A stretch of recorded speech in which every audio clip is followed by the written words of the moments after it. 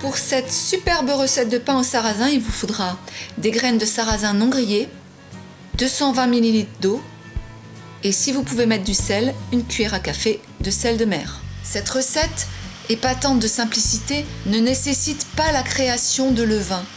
Toutefois, grâce à la fermentation, le résultat offre le goût légèrement acidulé du levain, associé à la saveur typique du sarrasin. Cette graine, qui n'est pas une céréale, est dépourvue de gluten. Attention à bien choisir du sarrasin décortiqué et pas du sarrasin grillé, sinon vous n'aurez pas de fermentation. Commencez par placer dans votre saladier le sarrasin et recouvrez le dos pour le laisser tremper une nuit environ. Ensuite, rincez le sarrasin à l'eau, mais pas trop. Il aura libéré une espèce de liquide gluant appelé mucillage. C'est tout à fait normal, ne vous inquiétez pas. Il suffit ensuite de le mixer.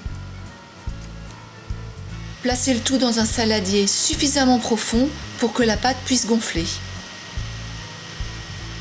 Couvrez d'un torchon et placez dans un endroit tiède. En hiver, par exemple, un four préchauffé à 40 degrés pendant quelques minutes. La pâte va gonfler et devenir mousseuse.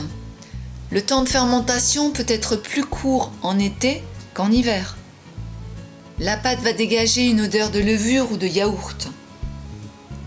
Vous pouvez utiliser plusieurs formes de moule. Un grand, un petit, mais surtout n'oubliez pas de mettre de l'huile ou du papier sulfurisé. Préchauffez votre four à 180 degrés et faites-le cuire pendant 1 heure. Si vous avez utilisé un grand moule, attendez qu'il soit entièrement refroidi avant de sortir le pain. En tout cas, j'espère que cette recette vous aura plu. Vous pouvez rajouter des noix ou des olives. C'est magnifiquement bon à déguster. Il se gardera 4 jours enveloppé d'un torchon propre. Bon appétit!